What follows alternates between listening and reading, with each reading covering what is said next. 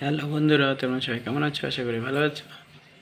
আবার নতুন ডিজাইনের কানবালা নিয়ে হাজির হলাম। অনেকদিন পরে ভিডিও করতে পারছি না, কিছুদিন ছিলাম না, আমি কাজ করিনি,